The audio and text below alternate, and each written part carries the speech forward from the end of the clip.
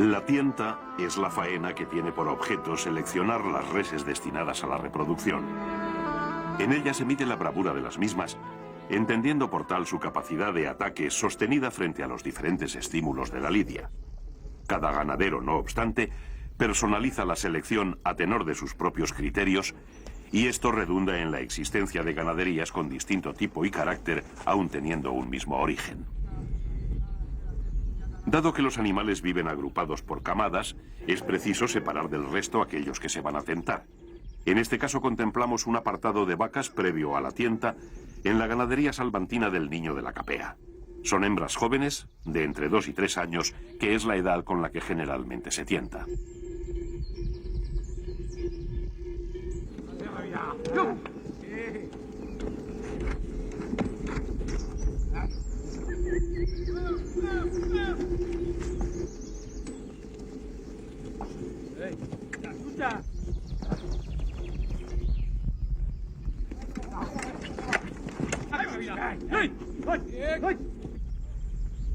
Tras vencer la resistencia del instinto gregario, y ya con las vacas apartadas, los caballistas las encaminarán hasta la plaza de tientas de la finca.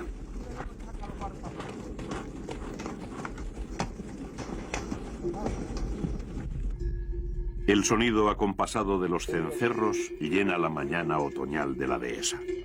Es una estampa bucólica en la que, sin embargo, subyace algo trascendental, puesto que las vacas se juegan en esta cita su futuro, dependiendo de si superan el listón establecido por el ganadero en la tienda.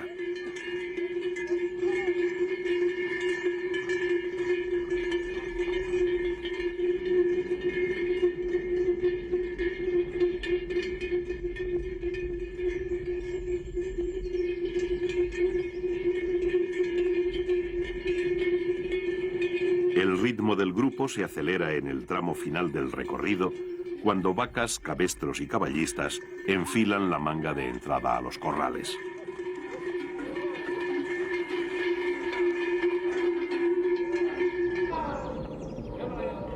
Las vacas quedan en su encierro entre sorprendidas y tensas. Algunas deambulan inquietas por el corral. Las hay descaradas y desafiantes, y también calmosas, como ajenas a la situación que las envuelve. Tanto estas como el resto de sus hermanas que han quedado en el campo se examinarán en la plaza a lo largo de sucesivas jornadas, pues los ganaderos siempre tientan en su totalidad las camadas de hembras.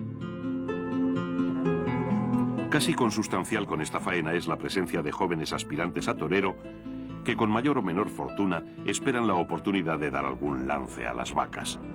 El peso de la tienta lo llevan matadores profesionales de experiencia y técnica bien acreditadas. Ellos no buscan aquí el lucimiento personal, sino que juegan un papel instrumental para que el ganadero pueda comprobar todos los extremos del comportamiento de las vacas.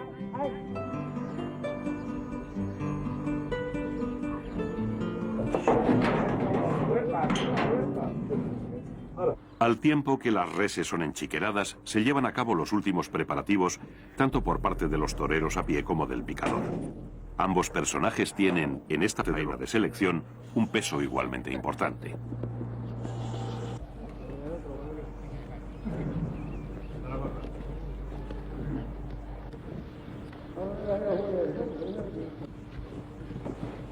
Todo está listo para que dé comienzo esta lidia a escala reducida que es la tienta. En ella se sientan las bases del porvenir de la ganadería, un futuro que comienza cuando se abre la puerta del chiquero y salta la primera vaca. Por lo general, las vacas salen al ruedo distraídas, sin atención ni fijeza. Es muy pronto para evaluar lo que el animal lleva dentro, pero algunos pequeños detalles, como la forma de rematar en los burladeros con la cara abajo, empiezan a arrojar un poco de luz. De inmediato se hace presente el torero para parar a la vaca con el capote y fijarla. Así consigue concentrar la atención del animal en la lidia para que solo esté pendiente de acometer. Además, ya se pueden apreciar cualidades y defectos de su embestida.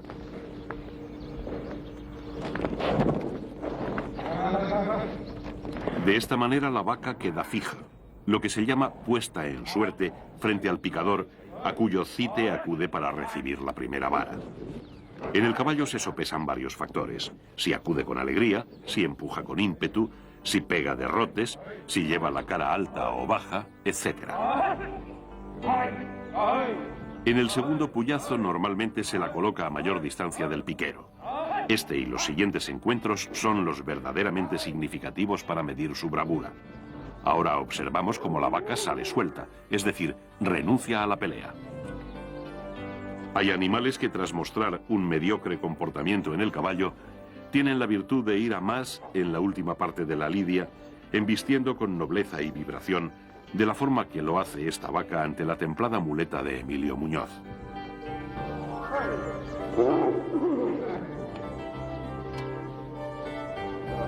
Es muy importante el aspecto externo del animal, lo que se llama su tipo zootécnico. Si se trata de una ganadería que tiene este carácter muy bien fijado, lo más probable es que la hembra o el macho que estén en tipo embistan mejor.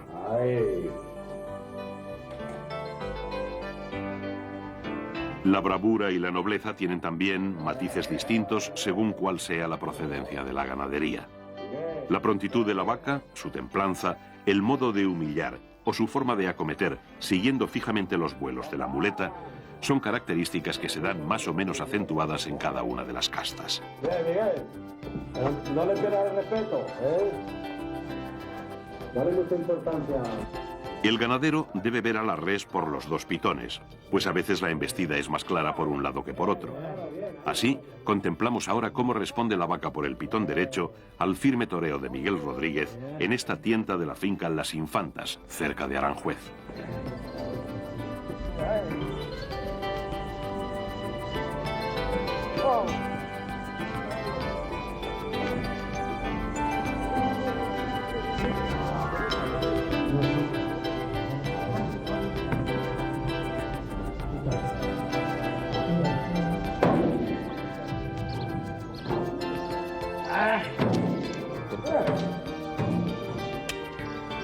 Algunas vacas apuntan buen estilo desde el principio de su lidia.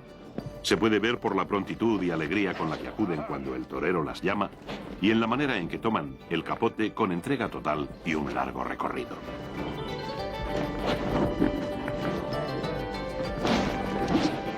Son detalles que no escapan a los profesionales ni por supuesto al ganadero, quienes confirman su buena impresión inicial si, como en este caso, la vaca galopa en su arrancada al caballo y mete la cara fijamente debajo del peto, empujando con los riñones.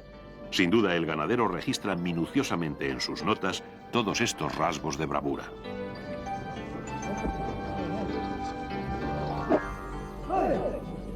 El examen continúa. El animal debe demostrar en varios puyazos más que es capaz de pelear una y otra vez con idéntico coraje.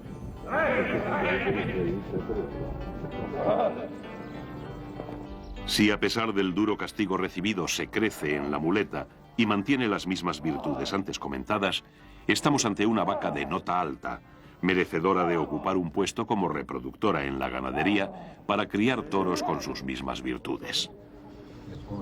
Bueno, otro. Le van a operar otra vez.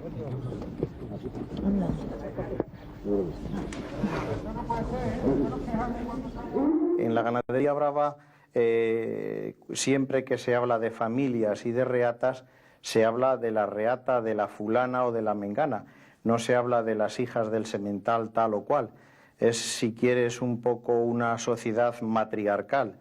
De manera que por ejemplo, en esta casa tenemos las reatas de las manzanitas, de las gañanas, de las cardilistas, en fin, una serie de reatas que van sobre todo pensadas y con los nombres de madres, abuelas, bisabuelas y tatarabuelas. Y la selección, si es importante la selección del macho, en cuanto que un macho te puede dar al año 50, 60, 40 crías, es para la continuidad a un largo plazo. Yo creo que es muy fundamental la selección de las hembras, porque la hembra lo que te da es la pauta de la clase y de las reatas y de las familias que nunca hay que desechar y que siempre hay que tener en cuenta. Reatas que incluso yo me atrevería a decir que son suficientes para llevar una selección a largo plazo sin tener incluso que tentar sus productos, porque yo estoy más convencido incluso en la fuerza y en la potencia de las reatas que en la fuerza de la tienta. Los ganaderos de Bravo españoles fueron pioneros en desarrollar un sistema organizado de selección que han perfeccionado mucho a lo largo del tiempo. Esto ha permitido mejorar notablemente la bravura y el tipo del toro. Estas imágenes de una tienta a principios de siglo ponen de manifiesto el carácter áspero y violento de las reses antiguas, que eran más dadas a defenderse que a atacar. Contemplamos ahora al mítico José Gómez Ortega, Joselito, tanteando hábilmente a una vaca remisa a la embestida, algo por aquel entonces muy habitual.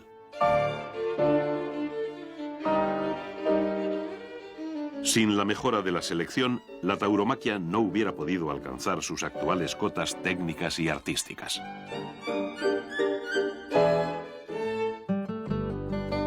Las llanuras marismeñas del Bajo Guadalquivir son la tierra primigenia del toro de Lidia. Aquí nació, fruto de la necesidad del hombre para manejar y apartar las reses que vivían libremente en estos grandes espacios, la faena de acoso y derribo, que a su vez es el prólogo obligado de la tienta a campo abierto.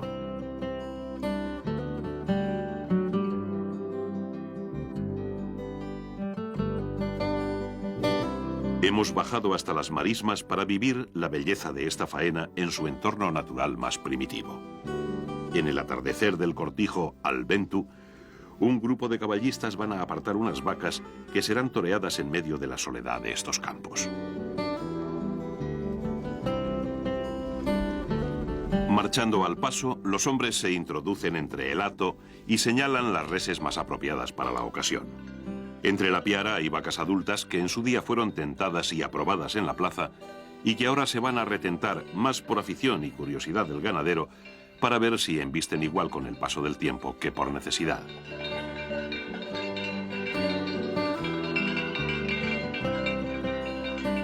Elegida la primera vaca, uno de los caballistas la separa de las demás con ayuda de los bueyes. La primera reacción del animal es volver a la querencia del grupo, pero los hombres le salen al encuentro para impedirlo.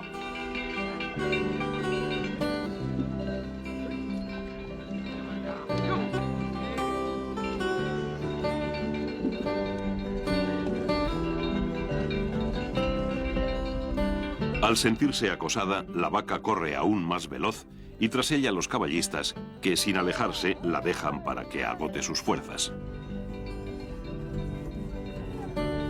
Cuando la res reduce el ritmo, el caballista de su derecha acelera el ritmo y la derriba con un certero golpe de garrocha. La caída despierta el instinto de ataque de la vaca, que ya rota su querencia hacia el grupo, embiste decidida al capote del torero y luego acude de lejos a pelear con el picador. Algunas vacas que ya han sido toreadas antes pueden llegar a olvidarse con el paso del tiempo y obedecen a la muleta con la misma franqueza como si nunca antes la hubieran visto.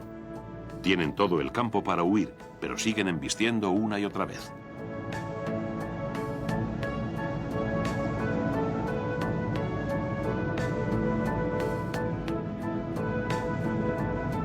El toreo a campo abierto tiene muchas dificultades. Por un lado, influyen más las querencias del animal y por otro, el viento hace ondear la muleta dejando al torero muchas veces en descubierto. No obstante, el ganadero puede sacar conclusiones jugosas en esta especie de tienta de repaso. Visto el animal hay que derribarlo de nuevo, pero esta vez agarrándole por la cola hasta hacerle perder el equilibrio. En este punto se precisa un mozo con fuerza y habilidad para buscarle las vueltas a la vaca.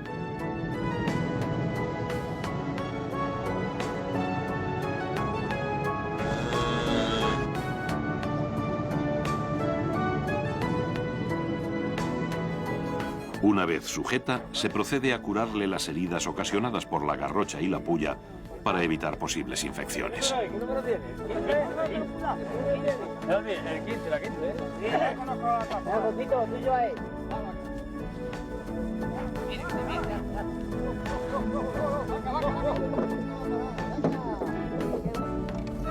Sin más enemigos que la provoquen, pero aún desafiante, la vaca retorna a la libertad de la marisma.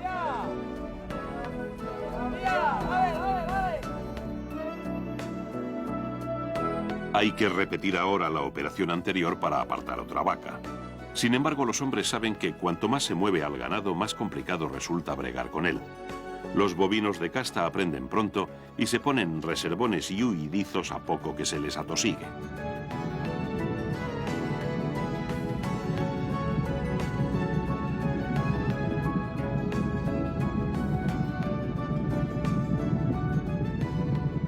Echándole paciencia y habilidad, los caballistas de Albentu consiguen separar otra vaca. En esta ocasión es lo que en el campo llaman una buena moza, con 2 afilados pitones y más entrada en años que la anterior. A más edad, más sentido. A diferencia de la otra, esta no corre alocadamente, reservando las fuerzas y a la expectativa.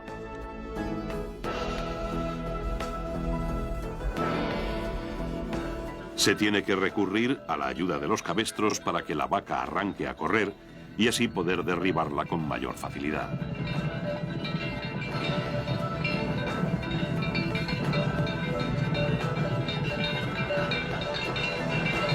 La vaca se levanta con gran rapidez y acomete resueltamente a los caballos. Los hombres han conseguido así romper su reserva e indiferencia y al fin queda dispuesta para que el torero se enfrente a ella con la muleta.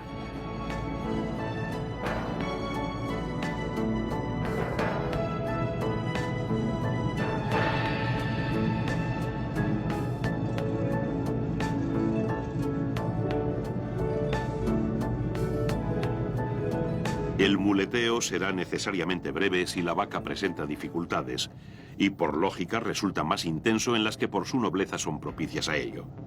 Tengamos en cuenta que en este caso la faena tiene un margen de heterodoxia mucho mayor que la tienta en la plaza.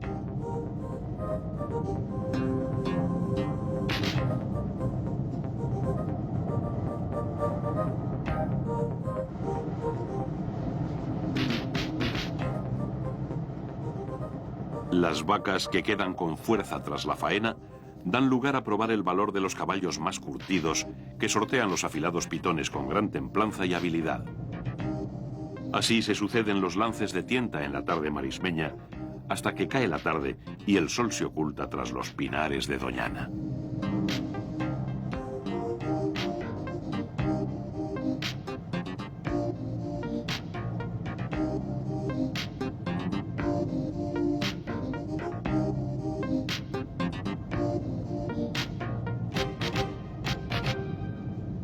Creo que en la selección hay que seguir también los criterios tradicionales. O sea, el becerro que nace debe de elegirse para qué función va a servir. El que no tiene morfología para dejarlo de toros no debe dejarse de toros.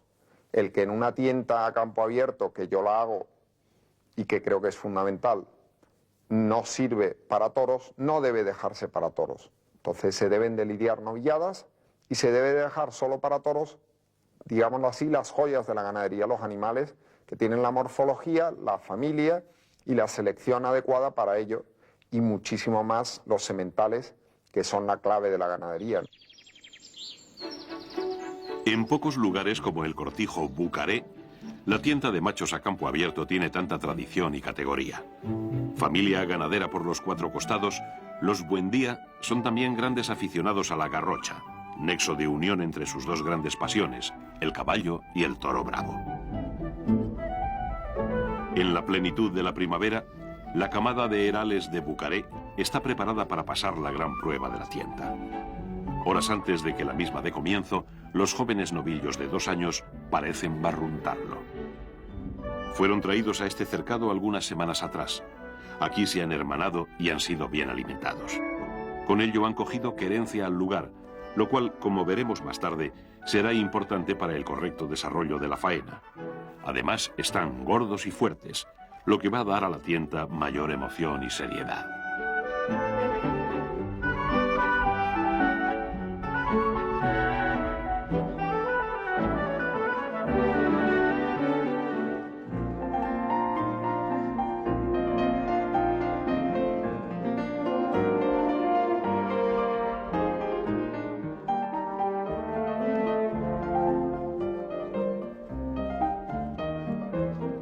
En los acosos antiguos, los garrochistas llegaban a la finca a lomos de sus caballos, muchas veces formando una animada y romántica comitiva campera que viajaba a lo largo de varios kilómetros. Hoy el tiempo tiene otro valor y tanto hombres como caballos se trasladan en medios mecánicos. Ya en el interior de las cuadras, los mozos limpian y colocan monturas y demás elementos de guarnicionería, trabajo en el que también participan los propios garrochistas. En el patio de caballos se palpa un ambiente animado, casi festivo, que crece conforme se aproxima la hora del acoso. Sin embargo, todos los que van a participar en el mismo son conscientes de que no se trata de un deporte o un juego, sino de una faena trascendente para la ganadería, no exenta de peligro y en la que ellos tienen una importante responsabilidad.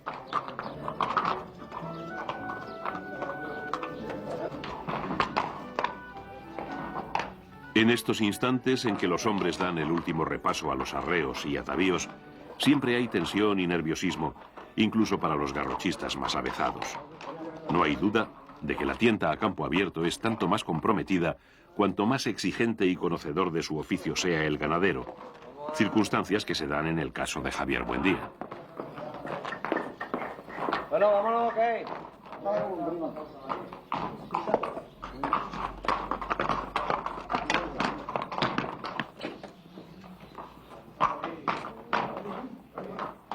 Como director de la tienda, al ganadero le interesa contemplar su desarrollo con el máximo detalle y cercanía. Desde su caballo tendrá un observatorio privilegiado y podrá moverse con desenvoltura de un punto a otro.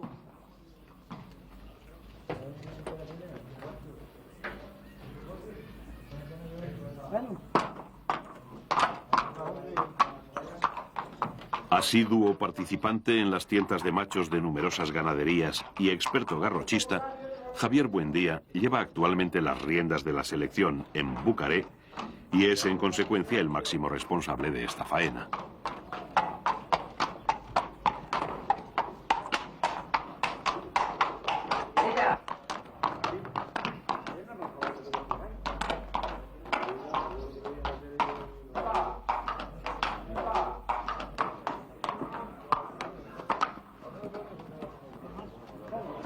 Ya está dispuesto también el tentador, quien tiene un papel esencial en la tienda, cual es picar a los novillos.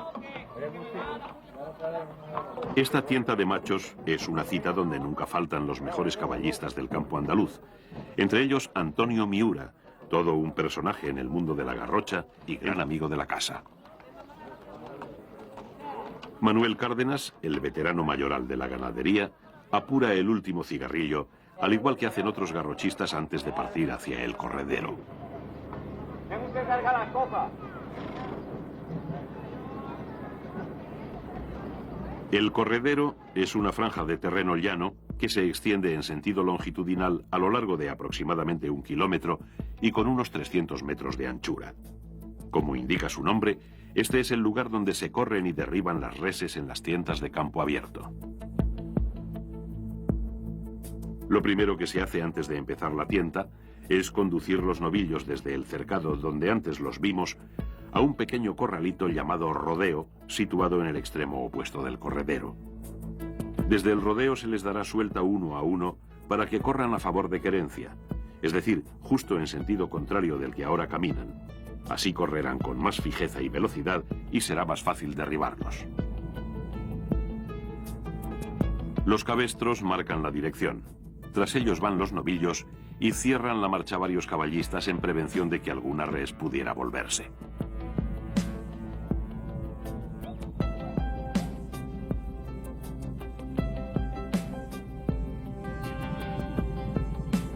Hacia la mitad del corredero se coloca el tentador, que suele picar con un caballo cruzado de raza bretona, con fuerza y peso suficientes para aguantar las tarascadas de los novillos. Al paso o al galope corto, los garrochistas se encaminan hacia el rodeo, punto de salida de los novillos. Los caballos empleados en esta faena deben reunir varias cualidades, como son la velocidad, los reflejos, la potencia y el valor, además de una perfecta doma y, a ser posible, experiencia. Son muy apreciados los cruzados de sangre anglo-hispano-árabe, e independientemente de su sangre, los buenos caballos de Garrocha alcanzan su plenitud en torno a los 9 años. El orden de actuación viene determinado por la antigüedad de cada garrochista, respetándose entre ellos un orden riguroso. Mientras las reses a tentar pastan tranquilas en el rodeo, los caballistas y los invitados terminan de ocupar su sitio. Cuando todo el mundo está en su lugar, se hace la señal para dar suelta al primer novillo. Al comienzo de la carrera, el novillo desarrolla un fuerte galope, ya que marcha en dirección al lugar de su querencia. La collera va detrás empujándole y uno de los hombres golpea en el lomo de la res para que acelere aún más su velocidad. Cuando el novillo reduce el ritmo, el garrochista que va a su izquierda suelta el palo y lo derriba. La brava res apenas tarda segundos en incorporarse para arrancar a la cola de los caballos. Entramos en la segunda fase de la faena, la tienta propiamente dicha. Lo primero es poner en suerte al novillo. Vemos cómo uno de los garrochistas lo va encelando hasta situarlo en el lugar indicado por el ganadero y luego pega un súbito arreón al caballo para que pierda contacto con él y el astado se pare.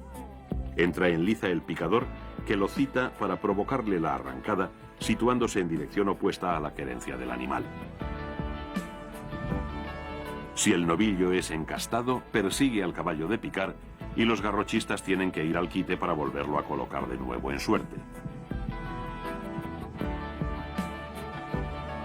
En el segundo encuentro, el novillo es colocado a mayor distancia del picador. La larga arrancada es un instante de particular belleza y emoción que representa el triunfo de la bravura sobre el instinto de querencia defensiva del joven animal.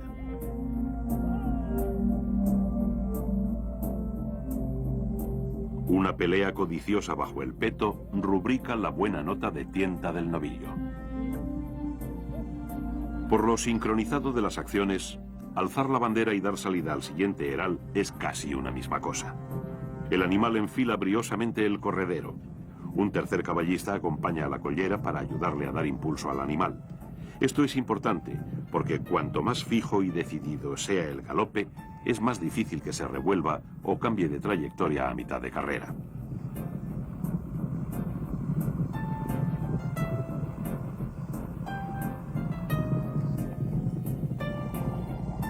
Templado el galope del novillo por el cansancio, la collera aminora la marcha y el garrochista encargado de derribar monta el palo, cruzándolo sobre el caballo hasta hacerlo asomar por delante de este. Al clavar la garrocha en el anca, la propia inercia provoca una bonita caída con las 4 patas por el aire. La intervención de los garrochistas para poner en suerte al novillo se encadena con la acción del picador, que lo cita con la voz y levantando el palo. El astado replica la llamada con una alegre y codiciosa arrancada.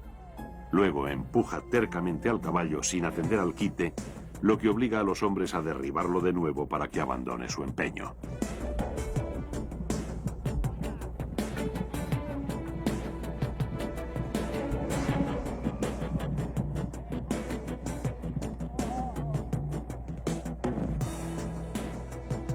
El ganadero sigue muy de cerca todos los avatares de la tienta y va contrastando el juego de los novillos, lo que le dará una idea bastante fidedigna de la tónica que tiene la camada. En base a ello, podrá seleccionar a cada animal para su futuro destino, ya sea la lidia en corridas o novilladas o la reproducción. Aquí radica la principal utilidad de esta faena. Unas colleras toman el relevo a otras, entre que concluye la tienta de un novillo y comienza la del siguiente. En este lapsus de tiempo, los garrochistas se sitúan junto a la cancela por donde salen los novillos en espera de que llegue su turno.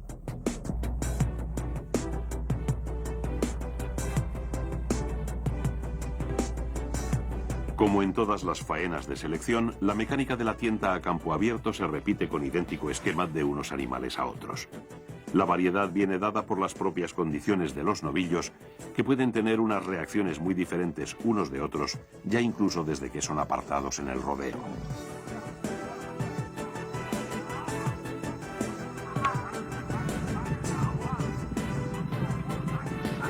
El acoso de ganado bravo es un ejercicio complicado, en el que además de dominar el caballo y la técnica específica de la faena, también es sustancial el conocimiento de las reses. Estas tienen a menudo reacciones imprevistas ante las que el hombre debe tener reflejos y capacidad de improvisación. Podemos encontrar muchas de estas situaciones a lo largo de la tienda. Así, un zigzagueo o un cambio de ritmo por parte de la res obliga a la collera a rectificar sobre la marcha. Otras veces el novillo derribado tiene una arrancada descompuesta que pone en peligro a algún caballo.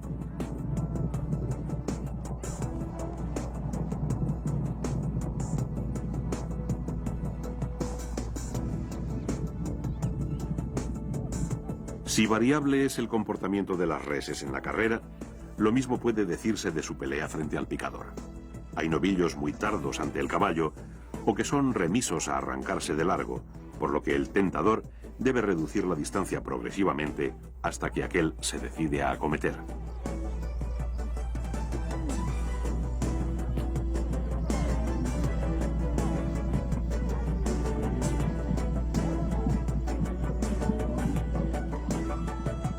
La larga camada de machos da ocasión para disfrutar de muchos y variados lances que se van sucediendo uno tras otro sobre la llana campiña de Bucaré. En ello se pone de manifiesto tanto la técnica y el arte de los hombres como la belleza de estos dos animales incomparables que son el caballo y el toro.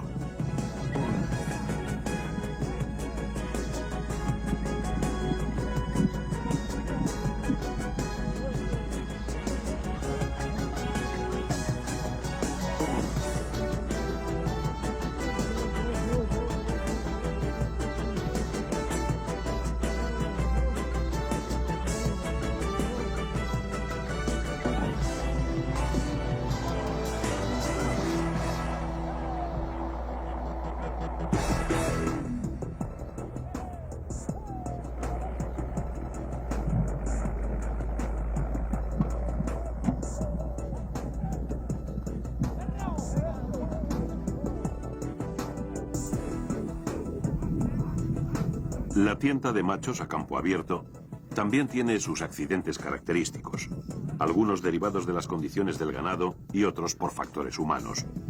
Observemos en este caso un novillo que sale del rodeo con muchos pies, pero realiza un cambio brusco en el sentido de su marcha, quizás por no tener la querencia bien marcada o por haberse acobardado. Con ello desluce o imposibilita el derribo.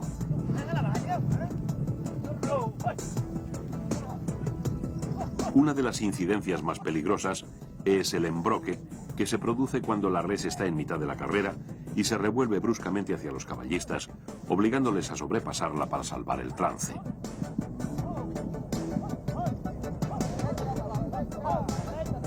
En otras ocasiones el accidente llega por un descuido del garrochista.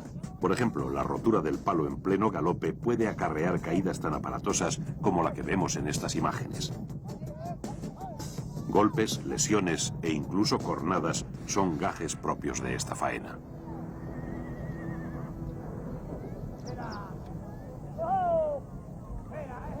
A pesar del percance, el acoso no puede interrumpirse. Será el caballista que acompañaba a la collera quien lo culmine, mientras el protagonista de la caída contempla la escena dolorido y apesadumbrado. Al acabar la tarde, cuando el último novillo ha sido acosado y tentado, los garrochistas regresan al cortijo. Es la hora de comentar los lances de una jornada llena de fatigas y emociones, compartidas estrechamente por hombres y caballos. Así fue, y así concluye, la más hermosa y vibrante de las faenas del Campo Bravo, poco antes de que el sol se esconda tras las suntuosas palmeras de Bucaré.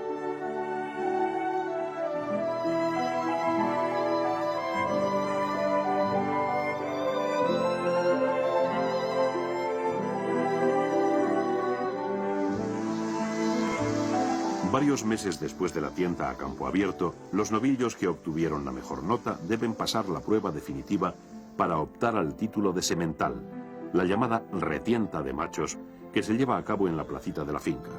Los candidatos al puesto deben reunir una larga serie de requisitos.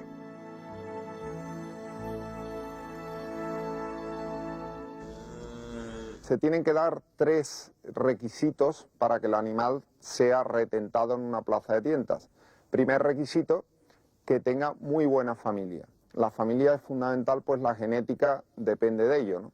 Segundo requisito es que la morfología, o sea, el tipo del animal, sea con las características de esta ganadería y además sea un animal con buena cara, buenas hechuras, como le decimos los ganaderos. Y tercer requisito, que tenga muy buena nota en este tentadero a campo abierto.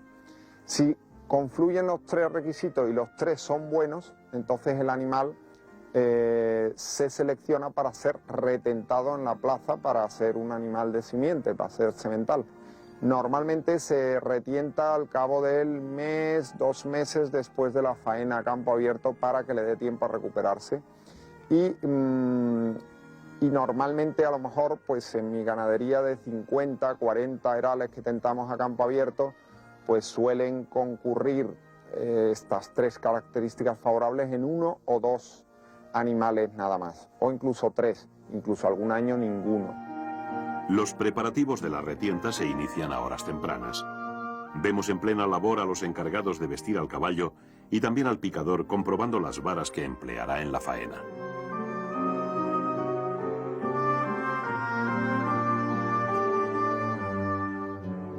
Asimismo, es conveniente taponar los oídos del caballo de tentar para que el ruido y las voces no lo pongan nervioso a la hora de realizar su cometido. No tardan en llegar a la plaza el ganadero y los toreros actuantes.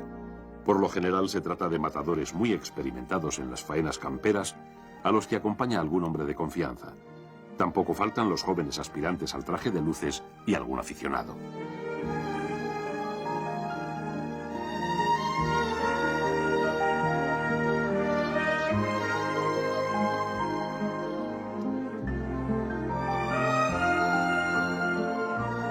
Termina el arreglo del caballo de picar y en paralelo se desarrolla el encierro y apartado de las reses.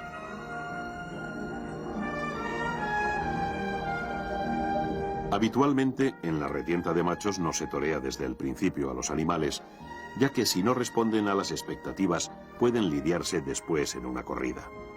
Sin embargo, en esta ganadería sí se queman desde la salida, es decir, son toreados antes de probarlos en el caballo, por lo que, de no ser aprobados, resultará imposible su lidia posterior.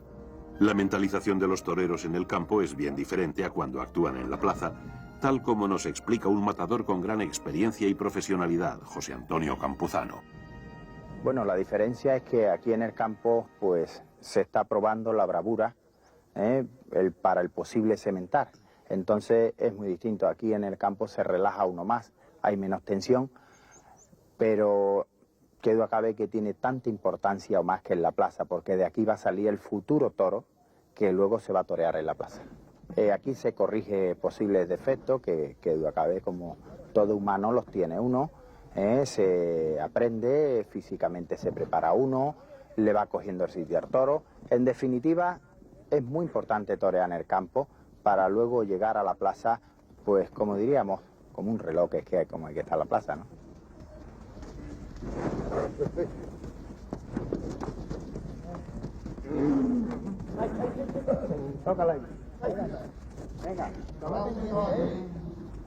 La suerte de varas tiene en la retienta una extrema dureza.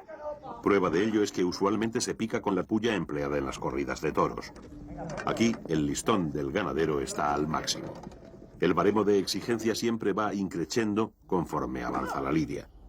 Quizás puede perdonarse algún defecto del animal al principio, si luego se corrige, pero nunca si va de mejor a peor. Contemplamos en esta imagen la tienta de un novillo de pelo jabonero que realiza una salida muy impetuosa y zarandea poderosamente al caballo en la primera vara. Es un comportamiento muy característico de los toros de casta vazqueña.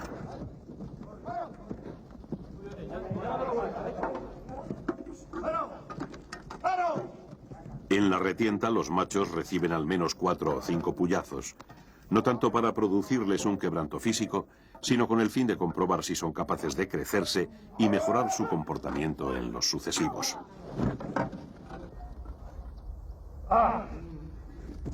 Al igual que vimos en la tienda de vacas, la capacidad de embestida en la muleta pondrá de manifiesto si el novillo es lo suficientemente profundo como para merecer un puesto de honor en la ganadería. Fuera de Andalucía, la tienda a campo abierto está poco implantada, por lo que la selección de los machos se circunscribe a la plaza. Como dijimos antes, lo normal es no torear a los novillos hasta que no son aprobados en el caballo. Ese es el motivo por el que los toreros emplean en lugar de capotes ramas de árbol para citar y colocar en suerte a los astados. Por lo demás, el rigor y la utilidad de la tienta son idénticos.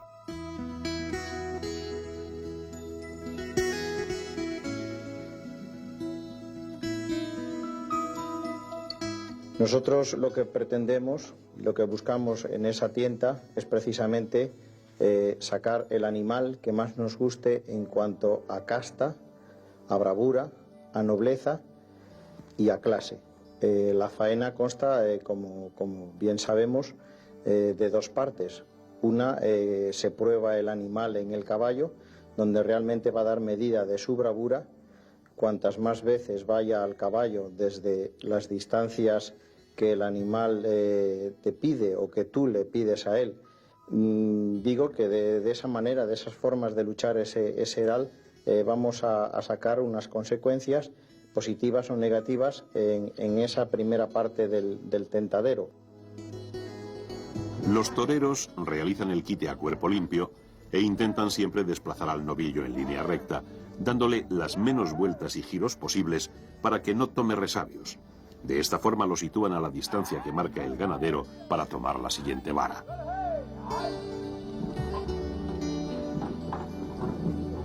Cinco o 6 puyazos son más que suficientes para medir el rendimiento del novillo en el caballo. Si el ganadero estima que ha desarrollado un comportamiento óptimo, dará el paso decisivo: ordenar que lo toreen. Antes de coger la muleta es habitual que el torero dé unos lances de tanteo con el capote para probar la embestida del animal por ambos lados.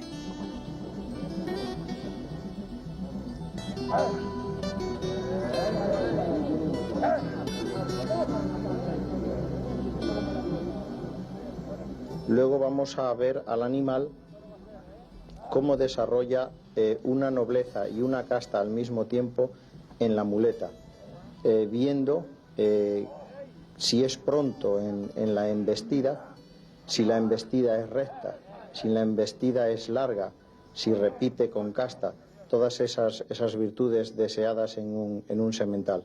Eso es fundamentalmente lo que nosotros pretendemos ver en la tienta de sementales, que ya digo que es la faena de selección más importante de una ganadería.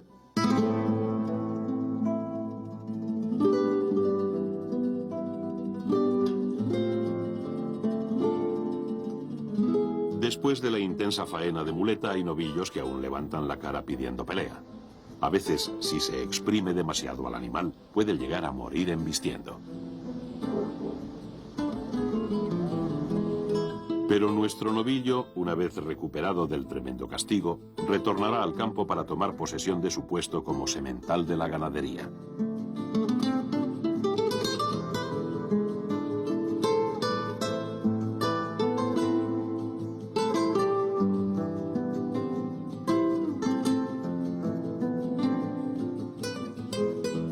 Los machos y vacas aprobados en la tienta tienen por delante muchos años de existencia tranquila y regalada, a lo largo de los cuales deberán transmitir a su descendencia esas mismas cualidades que ellos demostraron en la plaza. Por eso la selección de la bravura representa la vida, la continuidad y la mejora de esta extraordinaria especie animal que es el toro bravo.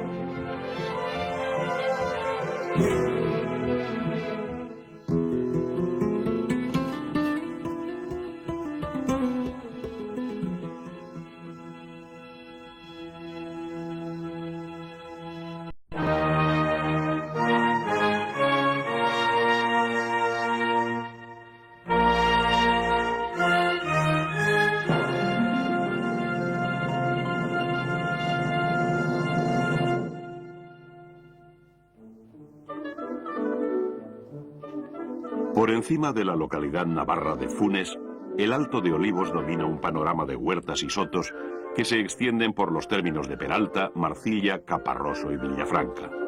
Es la comarca de la Ribera.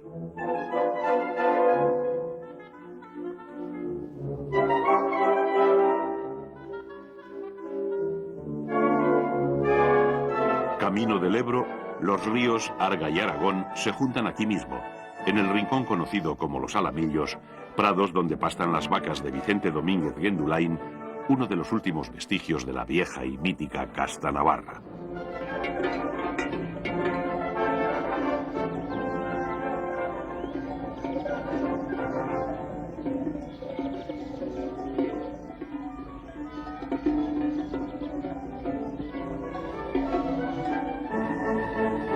Los orígenes de esta raza brava se pierden en la lejanía del tiempo, aunque según algunos estudiosos pudiera descender del Bos braquiceros, primitivo vacuno de origen pirenaico, o bien de las manadas de bovinos traídos por los celtas.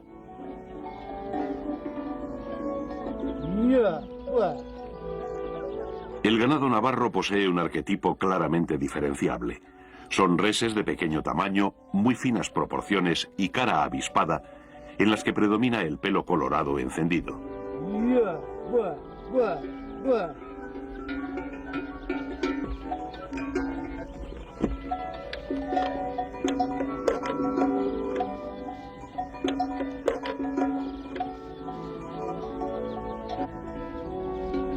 La parte más singular de su anatomía es la cabeza, donde destaca un hocico ancho, ojos saltones y cuernos blanquecinos, unos con forma de lira y otros con las puntas hacia arriba o veletos.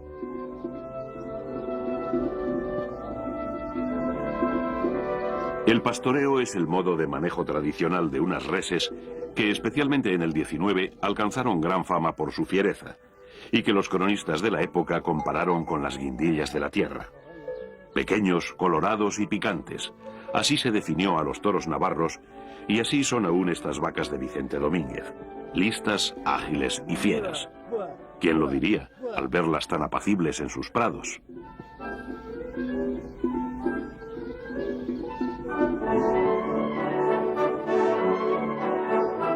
De camino hacia la ribera de Tudela, atravesamos Marcilla, en cuya plaza central se encuentra el castillo donde estuvo Doña Blanca de Navarra.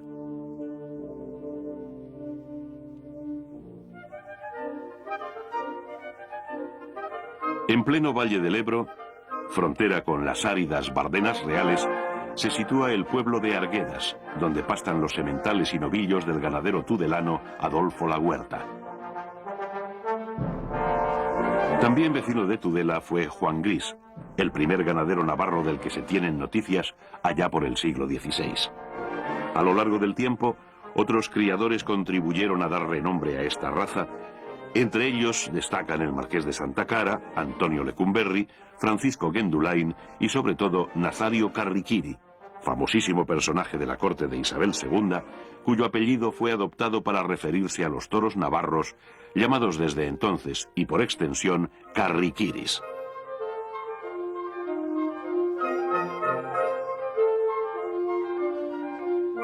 Las vacas de la huerta, descendientes de los Carriquiris, viven en los secanos que existen en lo alto del valle, aprovechando las buenas rastrojeras del verano.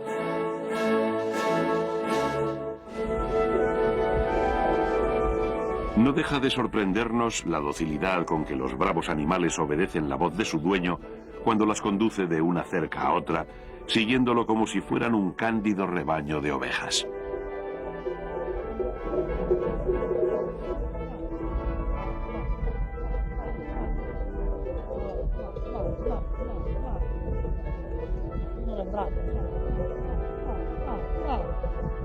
También encontramos en las vacas de la huerta una fisonomía netamente navarra, caras de listeza, astas levantadas o con las puntas vueltas, finas hechuras y abundancia del pelo colorado.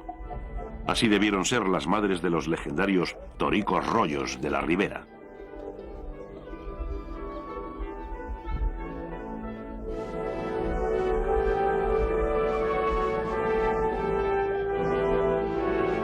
Tan antiguos como los navarros, y quizás parientes de ellos, son los toros de Raso de Portillo, paraje vallisoletano próximo al Duero.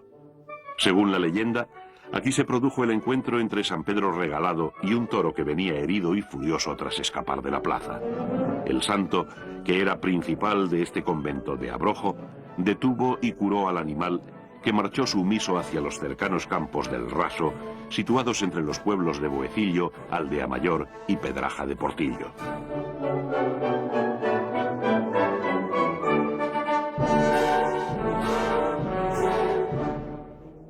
Curiosamente, el denominado Raso de Portillo es una zona marismeña en plena Castilla, del tipo de otras zonas que también existen, como en Villafáfila, donde hay lagunas y cosas similares, y dicen que este tipo de pasto era el que hacía bravo al ganado. Decían antiguamente, hace más de 100 años. Lo cierto es que son unos terrenos llenos de cloruro de potasio, especialmente, con cloruro de sodio también.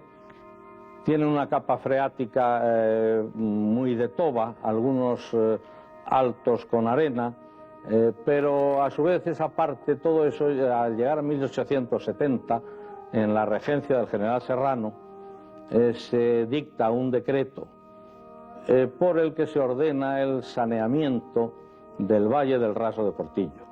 Eso da origen al actual Raso de Portillo, en el que se ha perdido parte de aquel aspecto marismeño, se han conseguido mejorar algunos prados y hay zonas que en las cotarras de arena aparece el pinar que en los primeros tiempos no existía. Y curiosamente, pues es una zona atípica dentro del esquema de lo que es Castilla. Seguimos con el tipo de prado que había entonces, mejorado a lo largo de 100 años con las distintas experiencias que hemos procurado hacer. Pero que en cualquier caso lo que sí sigue siendo todavía tradición entre la gente del lugar es que la mitad de la bravura, que los que ya de estas cosas estamos un poco de vuelta sabemos que no es así, pero que creían que la mitad de la bravura venía del tipo de pasto y de prado que comían los ganados. Y bueno, al llegar la conquista por los reyes católicos de Granada, la toma de Granada, en la celebración que se hace con unos festejos taurinos, la lidia se articula fijando el orden de lidia precisamente en relación con algo que en algún libro se dice que debió ser cortesía de Fernando el Católico, pero lo cierto es que salían primero los toros de Castilla, después los de Aragón, luego los de Navarra y luego los de otros sitios.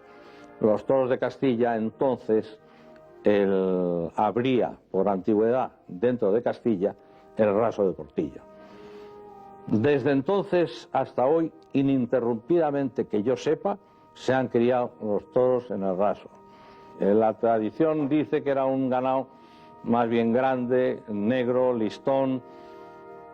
Yo personalmente, por lo que he podido comprobar en fotografías, cuando hay fotografías, en cabezas disecadas, cuando hay cabezas disecadas, y en otra serie de elementos, de críticas, de crónicas y demás, lo cierto es que parece un ganado que no es exactamente el que dicen, sino que es un ganado más pequeño, que por el tipo de pastos y en el sistema de alimentación de aquella época, el ganado iba normalmente a menor tamaño.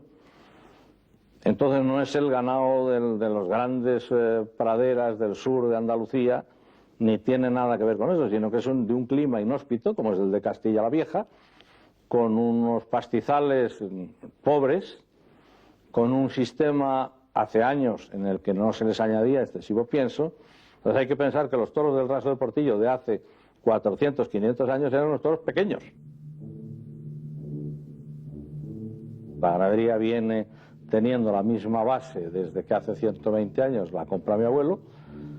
No hemos cambiado nunca las vacas, hemos refrescado la sangre en distintas épocas y con distintos encastes que nos parecían en cada momento que podían ser los más adecuados, y con ella continuamos hasta el día de hoy.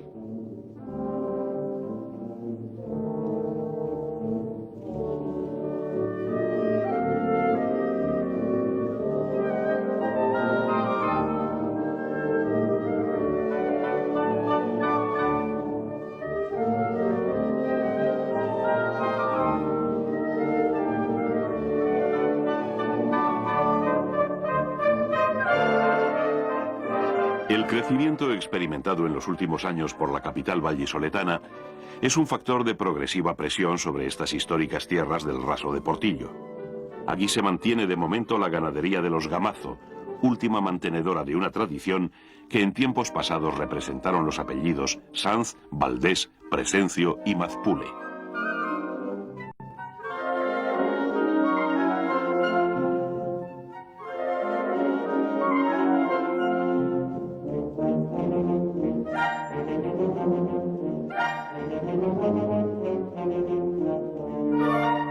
El toro bravo aún pervive en el Raso de Portillo.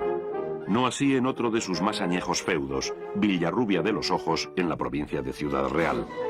En estos campos pastaron desde el siglo XVII unos bovinos de pelo colorado y retinto, propiedad de la familia Gijón, los célebres toros Gijones. Animales bruscos, grandes y de astas desarrolladas, cuya sangre se extendió por muchas ganaderías de Salamanca y Madrid a lo largo del siglo XVIII, época de su máximo apogeo y que hoy está totalmente extinguida.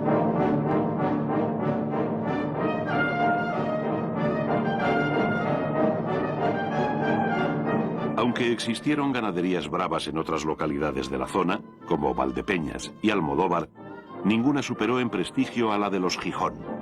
De su posición social y económica da idea esta casa palaciega donde vivieron, único testimonio tangible en el presente de un esplendor ya perdido.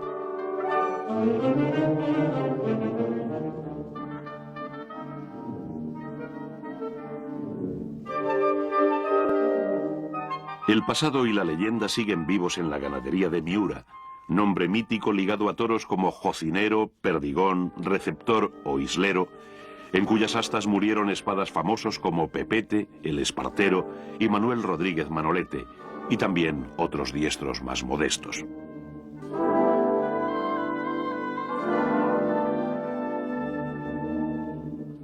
Pero la celebridad de esta vacada no solo se debe a su trágica ejecutoria, sino también a los triunfos que ha protagonizado y sobre todo al hecho de haber mantenido una misma y personalísima línea durante siglo y medio.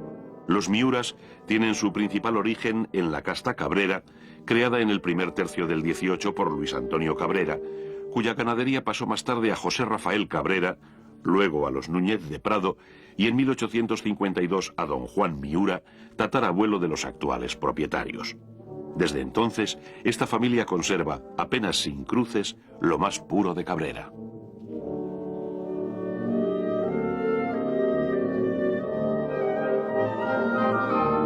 Los jóvenes becerros de Miura, con sus largas patas y aspecto agalgado, apuntan los rasgos morfológicos de sus hermanos mayores.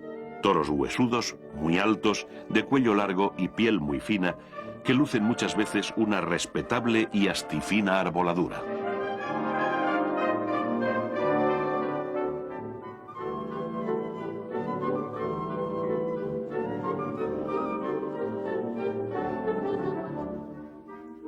Los Miuras también tienen sus capas clásicas, como este colorado ojinegro y el negro mulato que vemos a continuación.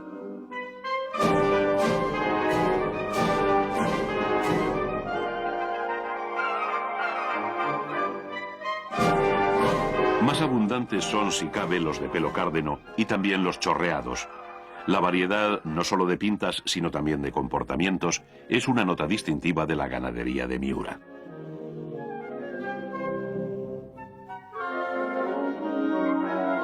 Igual que en los Miuras, el sello de la casta cabrera también está impreso en los antiguos toros de Pablo Romero, aunque estos son fruto de una mezcla de sangres mucho más heterogénea. En ellos predomina también el pelo cárdeno, pero son de menor alzada, tienen una cuerna más recogida, un pecho ancho y un robusto aspecto muscular. La suma de estos rasgos les da una arrogancia incomparable.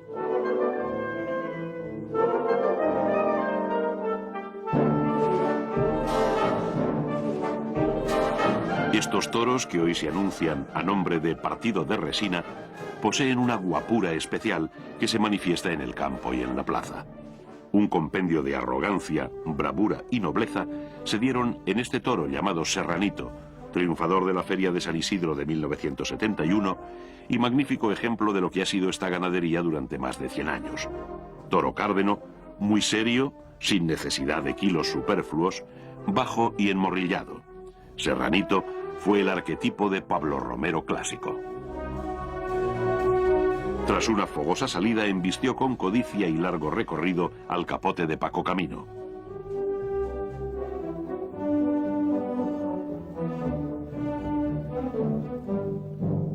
Alegre en el tercio de varas, empujó al caballo con la fijeza y entrega de los toros auténticamente bravos.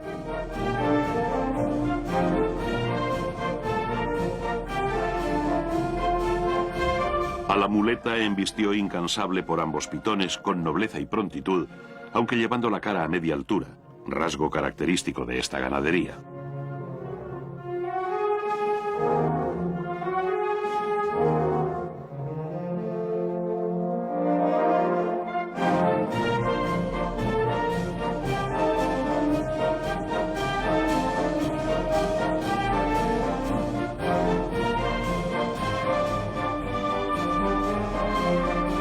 Serranito fue en suma lo que se llama un ejemplar de bandera, uno de esos toros que dieron fama al nombre de Pablo Romero antes de que se impusiera la actual moda del toro mastodóntico y sobrecargado que tanto daño ha hecho a la tauromaquia.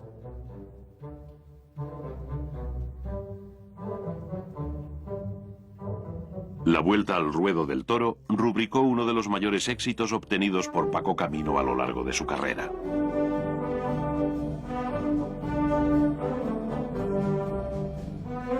En los Pablo Romeros hay gotas de sangre vazqueña, una importante casta que en su día perteneció al rey Fernando VII y cuyo casi único exponente actual está en la ganadería de Prieto de la Cal.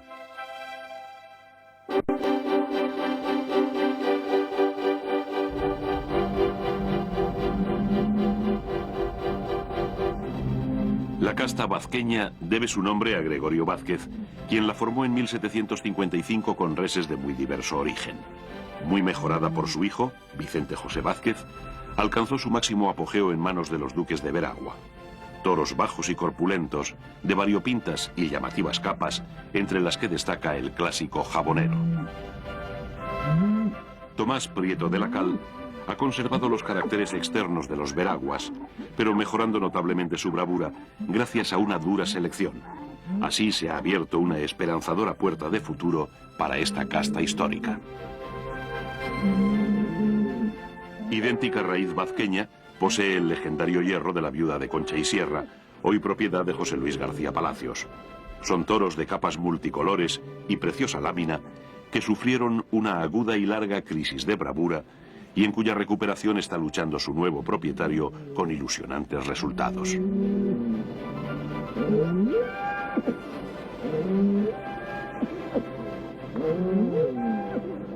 La raza vazqueña nació en Utrera, donde también se forjaron otras dos castas fundacionales, Cabrera y Vistahermosa. Esta última es la más importante de todas, por ser el origen de la mayoría de los toros actuales y la única de la que surgieron otras estirpes. Aún están en pie las aristocráticas mansiones de los ganaderos que a lo largo del XIX depuraron la casta Vistahermosa, nacida en el siglo anterior, como fueron el Barbero de Utrera y José Arias Saavedra.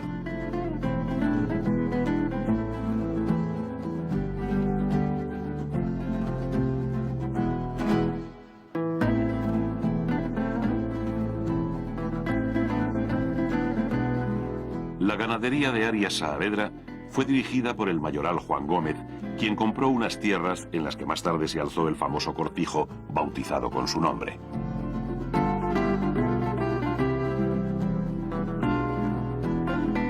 Aquí vivió durante 150 años la ganadería de Murube, procedente de la de Saavedra y origen de una de las estirpes surgidas del tronco Vistahermosa. Fue adquirida por la familia Urquijo en 1917 bajo consejo del gran torero Joselito, conocedor de su extraordinaria calidad. Antonio Ordóñez fue otra de las grandes figuras partidarias de estos toros con los que triunfó repetidamente. Así ocurrió con Zapatillero en la Feria de Sevilla de 1967 y con Pavito en San Isidro del año siguiente, faena a la que corresponden estas imágenes.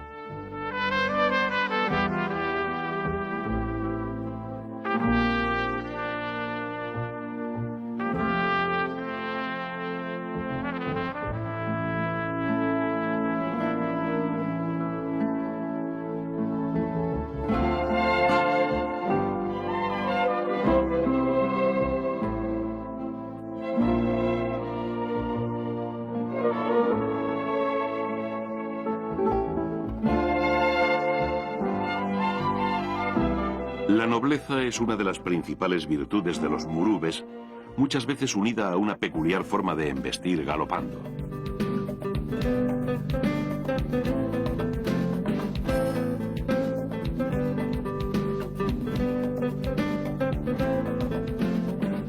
Morfológicamente, el clásico murube es un toro negro con bastante esqueleto, ancho y de prominente morrillo.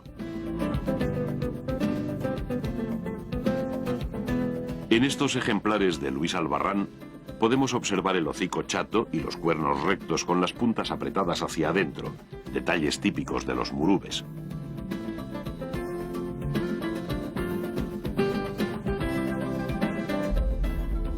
Esta sangre se extendió por numerosas ganaderías de España, Portugal y América, y su principal reserva se encuentra hoy en manos de Pedro Moya, niño de la Capea, en cuyas manos ha cobrado un nuevo impulso. Yo creo que ha sido un trabajo de muchos años con una gran fe en un encaste de los llamados genéticamente puros, un encaste que yo podía contribuir de alguna manera a que no se perdiera, que yo sabía que tenía una gran calidad, una gran personalidad, y con mucho trabajo, con mucha selección y sobre todo pensando mucho más en el futuro que en el presente, quizás estoy empezando a ver los primeros frutos, a ver los primeros éxitos y sobre todo están llevando a un reconocimiento por parte de la afición y de todo el mundo que compone el mundo del toro, que es un encaste que no estaba perdido ni mucho menos y que además es un encaste necesario para el futuro de la fiesta de los toros.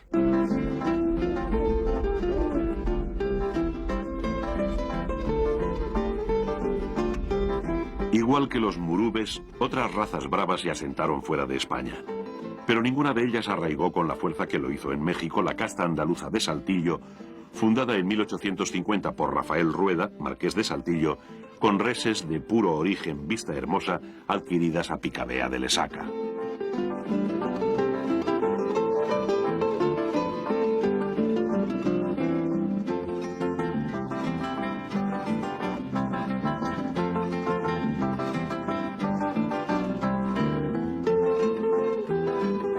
En México se han mantenido con más fidelidad los rasgos distintivos de la estirpe Saltillo, algunos ya desaparecidos en las ganaderías españolas de la misma sangre, como es la presencia del pelo colorado junto a los clásicos negros y cárdenos.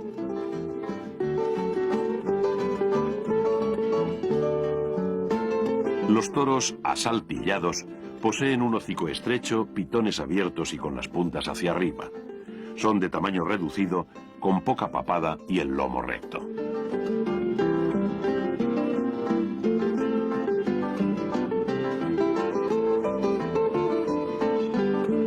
La ganadería madre de los saltillos mexicanos es San Mateo, creada a finales del siglo XIX por los hermanos Julián y Antonio Llaguno. La fundaron pues con base a lo que llamamos nosotros el ganado criollo. Lo que más embestía, lo que braveaba, es lo que llevaban a las plazas con una selección y pues le dio con mucho éxito. Tanto así que un conocido torero español los motivó a que fueran a comprar de la simiente que en aquel entonces estaba ligando muy bien, que es el Marqués de Saltillo. Los presentó, fue don Antonio y realmente con una picardía sana y con mucho conocimiento de lo que es el animal, se pudo traer una partida muy selecta de ganado bravo. Él fue el que permitió, yo diría, el florecimiento de la mayoría de las ganaderías en México, porque yo creo que el 95% de las ganaderías en México proceden de San Mateo. Entonces son o hijas o nietas de San Mateo. Él vendió sementales, vendió vacas y eso permitió que se hiciera una ganadería muy del tipo de lo que gusta ahora a los toreros, que es toros que vayan de menos a más, con bravura y también con nobleza. Bravura y nobleza se aunan en los toros de Victorino Martín, hermanos de sangre de los saltillos mexicanos, con los que comparten muchas características externas, aunque incrementadas en su tamaño.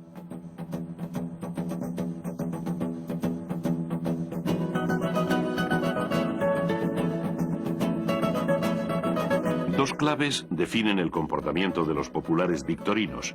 su forma de embestir con la cara muy baja, lo que se llama humillar, y su gran celo para perseguir el capote o la muleta como si quisieran comérselo.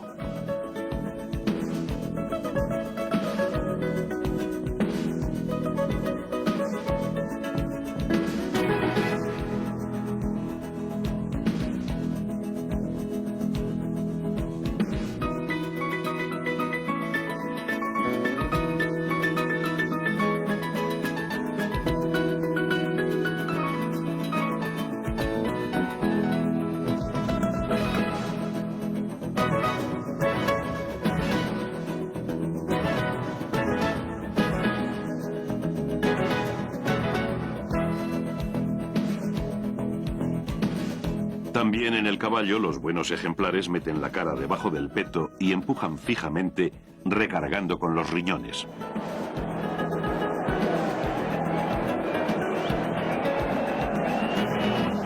La vibración y la movilidad que caracterizan a todo lo que procede de Saltillo transmiten al público una gran emoción y dan importancia a la labor del torero.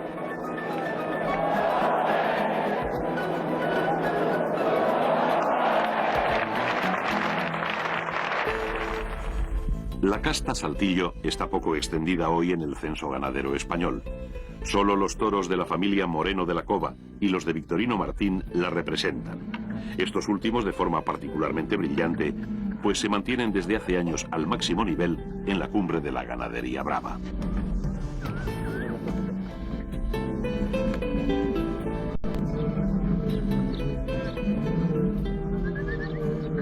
Estrecha relación con los saltillos tiene la ganadería que creó el conde de Santa Coloma, vinculada desde antaño al cortijo sevillano de Bucaré y configurada realmente por uno de los grandes ganaderos contemporáneos, don Joaquín Buendía.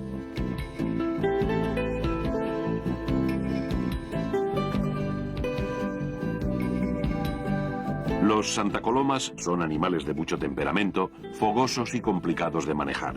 Entre ellos son frecuentes las peleas y las cornadas.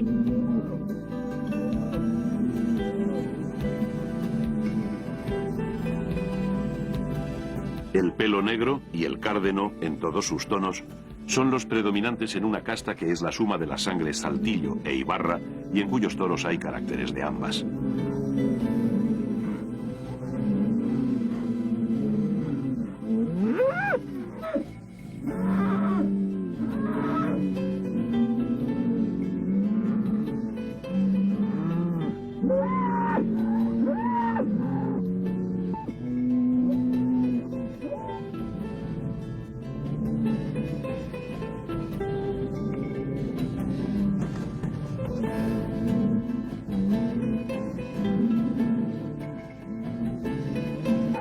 Toros de cara vivaz, más bien cortos de cuerna y con un esqueleto reducido que no admite excesivos kilos, los Santa Colomas han dado origen a multitud de ganaderías en muchas naciones del mundo taurino, lo que constituye un signo inequívoco de su bravura.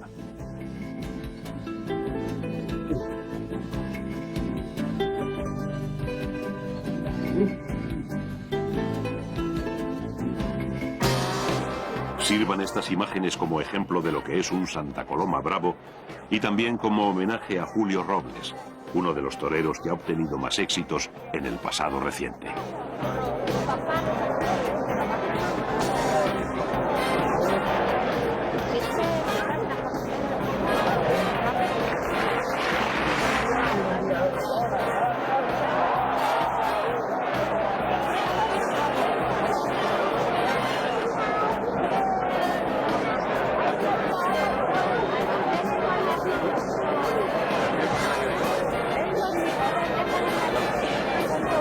Aun siendo bueno, el Santa Coloma nunca es un toro fácil.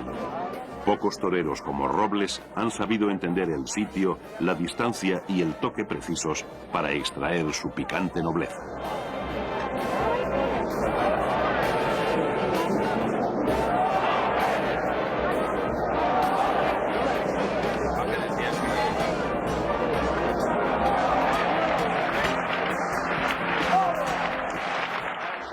La estirpe Santa Coloma posee algunas derivaciones. Una de ellas es la denominada coquilla, que nació el año 1918 en la finca salmantina de igual nombre por iniciativa de un soberbio ganadero que se llamó Francisco Sánchez.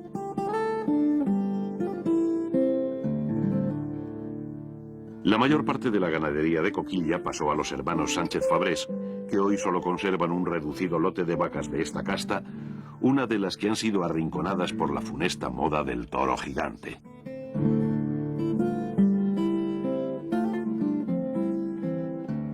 Pues actualmente el toro de Coquilla y sus variantes de Santa Coloma es un toro sumamente complicado de criar, porque las exigencias de los veterinarios y del público van por otro lado. Es un toro que tiene muy poca fachada, pero tiene muchísimo contenido. Entonces, te iba a decir que no dejas contento a nadie, a unos por exceso de contenido y a otros por falta de aspecto físico. En cuanto a la evolución, pues precisamente por no haber querido sacar al toro de tipo es por lo que nos encontramos en este momento bastante fuera de contexto, porque realmente en la época del toro cornalón y el toro grande, el toro de Coquilla tiene por fuera poco que decir. Estas son las paradojas de la tauromaquia actual. Los mismos toros que hoy se rechazan eran los favoritos de las plazas más exigentes en los años 20 y 30. Por esas mismas fechas empiezan a cobrar fama los toros de una casta sui generis creada por José Vega, mejorada por los hermanos Villar y consolidada por la familia Sánchez Covaleda.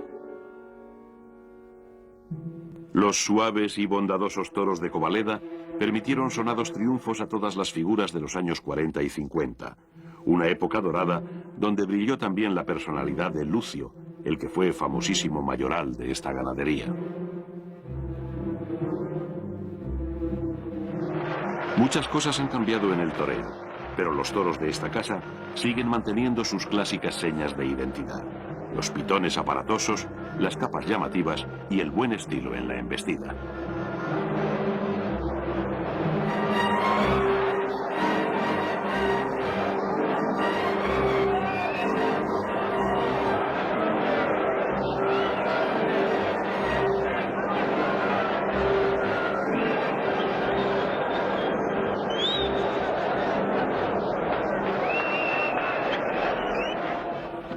Esta casta nació en 1910 por iniciativa de José Vega, excéntrico personaje que tuvo la ocurrencia de cruzar dos sangres tan diferentes como Veragua y Santa Coloma. Así, casi de forma azarosa, surgieron unos toros de gran calidad conocidos como los patitas blancas por la abundancia de ejemplares con esta particularidad.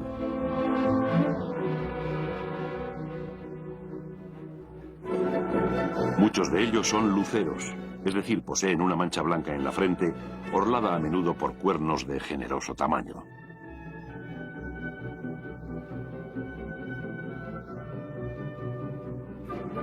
En general son toros bajos de agujas, de contextura ancha y cara rizada. A pesar de su respetable apariencia, admiten poco peso, pues tienen un esqueleto pequeño, lo que de nuevo nos hace apreciar que en el toro de lidia el tamaño no tiene nada que ver con la seriedad.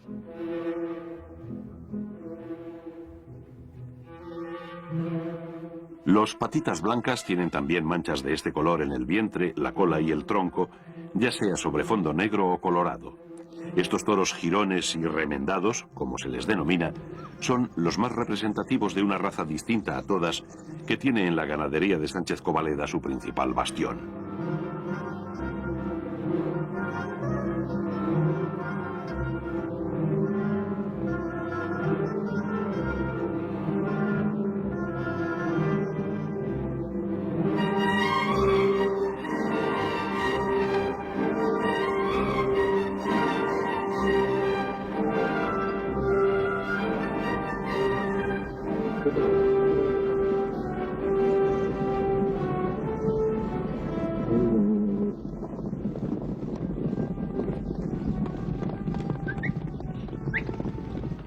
En el campo salmantino se encuentra otra gran ganadería, la de Francisco Galache, que posee una de las ramas de la casta que nos ocupa.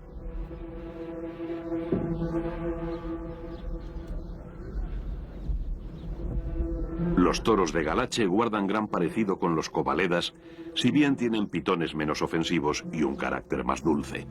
Son toros de bella estampa y manos cortas, como diseñados para embestir, es decir, más bajos por delante que por detrás.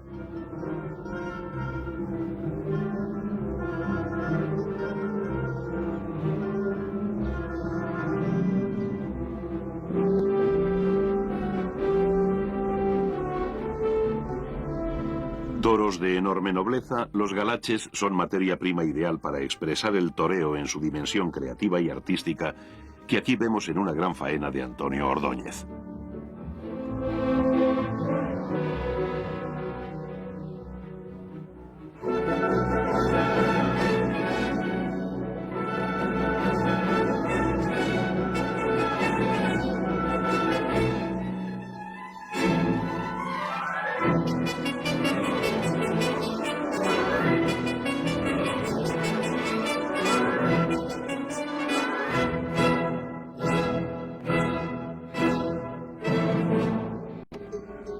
La rica genealogía del toro bravo tiene en la estirpe Ibarra su rama más fecunda. Estos ejemplares de Samuel Flores nos muestran el arquetipo perfecto del toro ibarreño. Largos, con mucha papada y caídos de los cuartos traseros, lo que se llama en términos taurinos aleonados.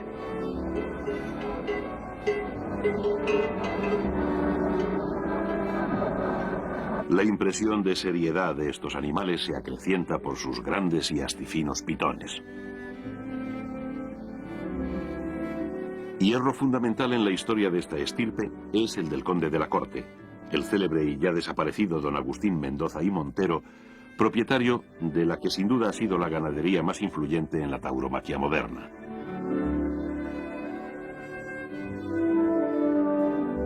Muchos toros han dado lustre al brillantísimo historial del conde de la Corte. Quedémonos con uno de ellos, Noche Triste, triunfador de la Feria de San Isidro de 1991, al que vemos embestir a la muleta de Víctor Méndez con la excepcional clase que caracteriza a esta ganadería.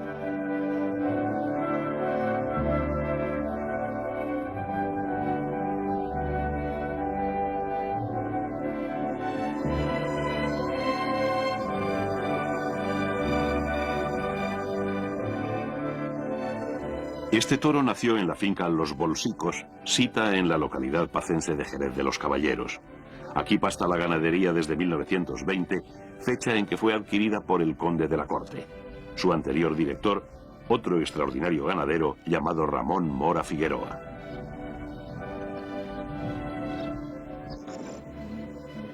Un detalle muy típico en estas reses es el color blanquecino de sus astas. Son toros que siempre destacan por su magnífica presentación, valor especialmente cuidado en esta casa.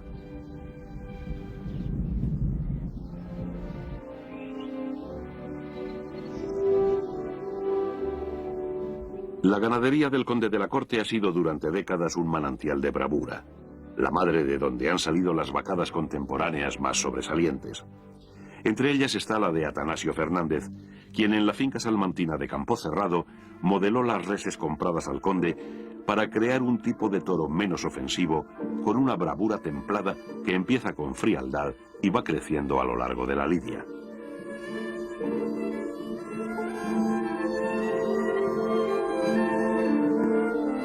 Muestra de la buena clase de los toros atanasios es este ejemplar que torea con gran empaque Roberto Domínguez en la plaza sevillana de la Maestranza.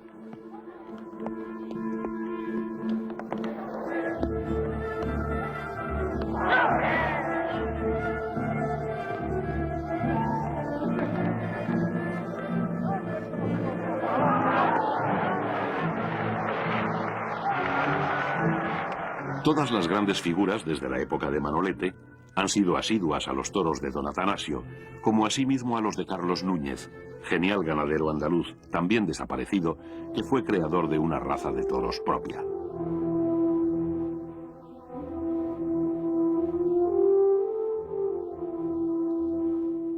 Dos términos definen perfectamente la estampa de estos toros: armonía y variedad. No son grandes ni espectaculares, sino armónicos y muy bien proporcionados, atractivos, que realzan sus capas variopintas.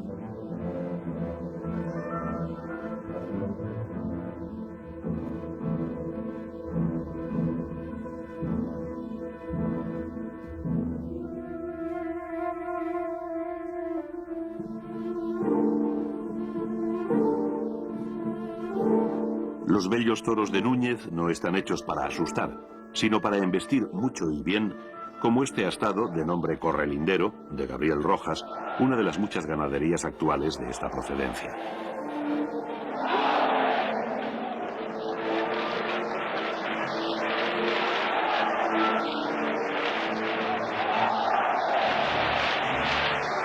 Entre los elementos que conformaron la ganadería de Núñez está Pedrajas, una de las derivaciones de Ibarra, cuya principal representante es la excelente ganadería de María Luisa Domínguez, a la que pertenecen estos toros.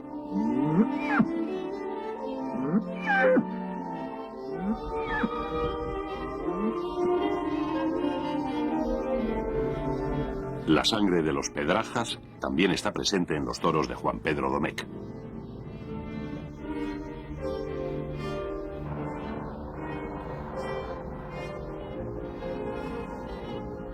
Juan Pedro Domecq Díez es otro de los ganaderos contemporáneos que han dejado una huella histórica. Consiguió mejorar las magníficas reses que compró al conde de la Corte y los Mora Figueroa a base de unos métodos de selección sistemáticos y muy perfeccionados que han marcado el camino para muchos ganaderos actuales.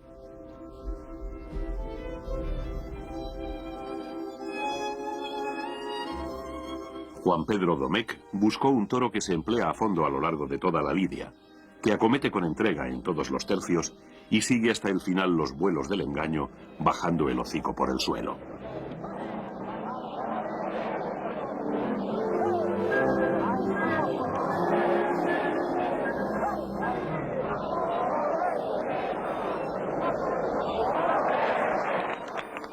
Desde los años 40, esta ganadería y las muchas que proceden de ella han lidiado con enorme regularidad decenas de toros con estas características. Esa es la mejor prueba de la gran obra realizada por el ganadero jerezano y sus continuadores.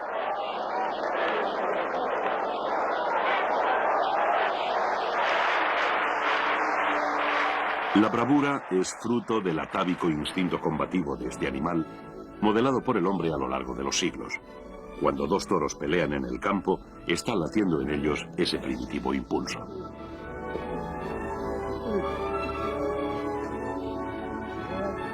La imponente hermosura de estos toros de Osborne, una de las ganaderías que posee más carisma y calidad de las muchas procedentes de Domecq, pone de manifiesto cómo la fuerza y el carácter del toro también pueden expresarse a través de sus rasgos externos.